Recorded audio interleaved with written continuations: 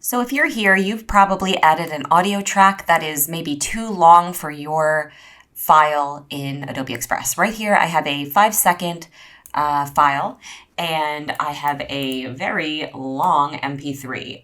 The MP3 is 5 minutes and 20 seconds. So if I drag it in, I'm just going to drag it in, for example here, to my audio. When I play it, I'm not getting the clip of audio I want. So I'm just going to use this little slider to expand so I can really see what I'm doing. And then I'm going to play.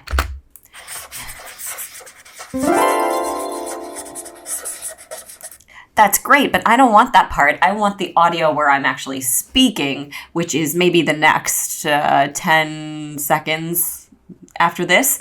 So I can't just pull it and move the audio. What I have to do is I can handle it in two different ways. I can temporarily make my scene longer. So right now, like I said, it's at 5 seconds. So I would just have to remember that, expand things out a bit, and I can scroll my scroll bar to a smaller state so I can really see what I'm doing. And if I expand it out to all the way to this many seconds, I can see my audio better and get a better idea of where I want my audio to be. And if I push play. So I recently had a comment on another video asking, perfect. So I want to cut this part. So I'm going to select the audio and then the part where I want to cut it, and then select S on my keyboard, and that will slice the audio as long as that's selected. And then I'm going to go 5 seconds ahead. So 10 to about 15. That's fine. And then I'm going to hit S again. Then I'm going to delete the two pieces of audio that aren't what I want, and then drag this to the beginning. Now with this at the beginning, I can select my image file and then reduce it back down to the beginning size again, 5 seconds. Maybe I'll do 5.1 to just have it all there. That's fine. And then if I push play. So I recently had a comment on another video asking how to create ghost text. So the audio needs to be adjusted according to the video. Now there's another way to do this. So I'm going to undo everything by just Control Z.